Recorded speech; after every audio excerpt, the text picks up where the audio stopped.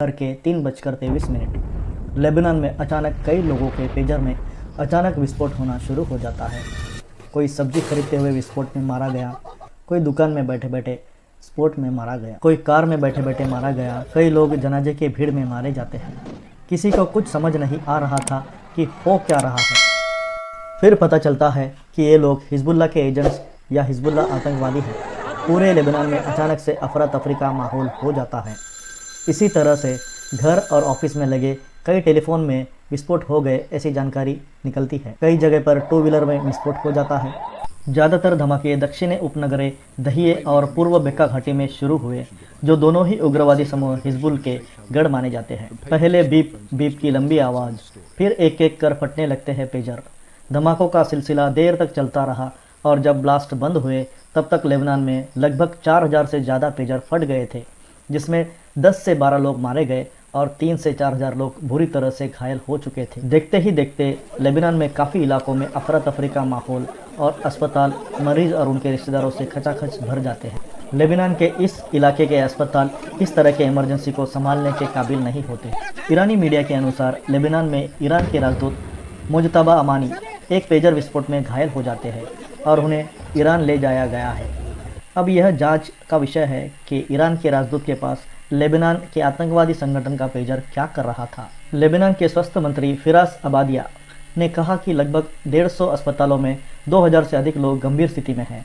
अधिकांश चोटें चेहरे, हाथों और पेट पर आई है। यह एक आधुनिक हमला हुआ है। किसी ने कल्पना भी नहीं की होगी कि ऐसा भी कुछ हो सकता है और पेजर के माध्यम से एक साथ कई टारगेट को जान से मारा जा सकता है। पेजर अटैक से उभरते ही दूसरे ही दिन लेबनान में बुधवार को दर्जनों वॉकी टॉकी में विस्फोट हो जाता है, जिसमें कम से कम 20 से 25 की मौत हो जाती है और 450 से अधिक लोग घायल हो जाते हैं।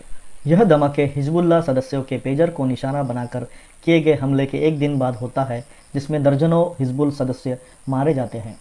हिजबुल्लाह ने कहा है कि उनके 16 सदस्य मारे गए हैं और कई घायल हो चुके हैं। लेबनान के स्वास्थ्य मंत्रालय के अनुसार पिछले दिनों के पेजर विस्फोटों की तुलना में बहुत अधिक मृत्यु हुए हैं। चलो हम थोड़ी तहकीकात करते हैं कि आखिर पेजर का इस्तेमाल क्यों और कैसे हो रहा था। इस आधुनिक कम्युनिकेशन की दुनिया में जहां पर मोबाइल फ़ोन बहुत ही स्मार्ट और भरोसेमंद है, वहां लेबनान के हिजबुल्लाह क्यों नहीं इस्तेमाल कर रहे थे। हिजबुल्लाह के नेता हसन नसरल्लाह ने पहले ही अपने सदस्यों को चेतावनी दी थी कि सेलफोन या मोबाइल, क्योंकि इजराइल उनका इस्तेमाल समूह की गतिविधियों को ट्रैक करने के लिए कर सकता है, जो कि हैक कर संभव है। स्मार्टफोन संचार को इंटरसेप्ट करना किसी भी लिहाज से अधिक जोखिम भरे है, जबकि पेजर्स का साधारण तकनीक अपेक्षाकृत सुरक्षित माना जाता है। इसीलिए पेजर का इस्तेमाल किया जा रहा था और वॉकी टॉकी तो अलग ही तरीके से काम करता है, जिसकी सीमा को सीमित किया जा सकता है। इसके परिणाम स्वरूप ईरान समर्थित जो उग्रवादी संगठन है, उन्होंने पेजर और वॉकी टॉकी का उपयोग करना शुरू कर देते हैं। अब हम यह जानने की कोशिश करते हैं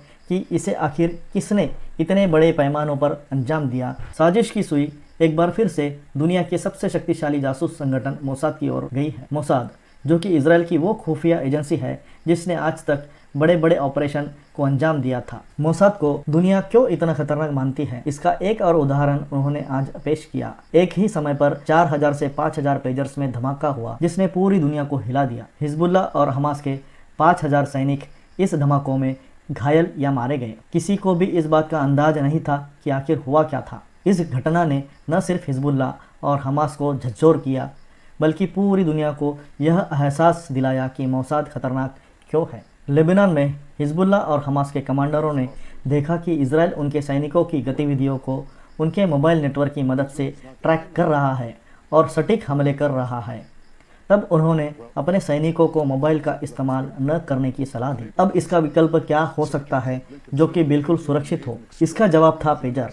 पेजर एक साधारण उपकरण होता है जिसमें कोई बाहरी नेटवर्किंग नहीं होती, बस संदेश भेजने और प्राप्त करने का उस पर एक डिस्प्ले होता है जिस पर लिख कर आता है। मोसाद को पता लग गया था कि अब बहुत से पेजर की खरीदी होने वाली है और किसी यूरोपीय देश को इतने सारे पेजर्स का ऑर्डर मिलने वाला है। मोसाद के एजेंट्स तुरंत काम पर लग गए। कुछ ही दिनों में उन्हें पक्की खबर मिल गई कि किस देश से 5000 पेजर्स का ऑर्डर मिलने वाला है, जिसे लेबनान में भेजा जाना था। इकट्ठा हुई इस जानकारी से उन्होंने ऑपरेशन को शुरू कर दिया। मोसाद का अगला लक्ष्य था कि इन 5000 पेजर्स में विस्फोट कैसे लगाए। उन्होंने कुछ इंजीनियर्स को कंपनी में घुसाया या फिर पेजर्स को इजराइल लाया गया और उसमें PETN नामक विस्फोटक सामग्री लगाई गई, जो एक विशेष संदेश मिलने पर ही पेजर को ब्लास्ट करने के लिए तैयार करती थी। एक कोड डाला गया जिससे सिर्फ विशेष संदेश पर ही पेजर में धमाका होता, जबकि बाकी संदेश सामान्य तरीके से भेजे जा सकते हैं और पढ़े जा सकते थे। इसके बाद फिर से इस कंपनी में 5000 पेजर्स वापस पहुंचाए गए और वहां से लेबनान में इस 5000 पेजर्स का डिलीवरी हो गया। मोसाद इन पर कड़ी नजर रखे थे। यूरोप से ये पेजर लेबनान भेजे गए और जनवरी के तीसरे सप्ताह तक ये सारे पेजर्स लेबनान में हिजबुल्लाह के आतंकवादियों में बांट दिए जाते हैं। अब इंतजार था सही समय का। धीरे धीरे पेजर्स का वितरण पूरा हुआ और संदेशों का आदान प्रदान शुरू हुआ था। हिजबुल्लाह जान गए थे कि हमने इजराइल और मोसाद को मात दिया, लेकिन मोसाद कुछ अलग ही सोच रहा था। 17 सितंबर 2024 को मोसाद को पता चला कि दोपहर में 3 से 4 बजे के बीच ज़्यादा संदेशों का लेना देना होता है। कई महीनों के इंतजार के बाद वह दिन आया। लेबनान के एक स्टेशन को हैक कर दिया जाता और वहां से यह विशेष संदेश भेजा जाता। जैसे ही संदेश पेजर में पहुंचा, धमाका शुरू होना चालू हो जाता और 4000 से 5000 पेजर्स एक साथ फट जाते हैं। कितने लोग मारे गए, कितने लोग घायल हुए, इसका ठीक अंदाज लगाना मुमकिन नहीं था। यह द्वितीय विश्व युद्ध के बाद सबसे बड़ा हमला माना गया है। हमले से लेबनान, ईरान और पूरी दुनिया में डर का माहौल हो गया था। पेजर अटैक से उभरते ही दूसरे ही दिन लेबनान में बुधवार को दर्जनों वॉकी टॉकी विस्फोट में कम से कम 20 लोग मारे जाते हैं और 450 से अधिक घायल हो जाते हैं। इस धमाकों ने हिजबुल्लाह और हमास को हिलाकर रख दिया।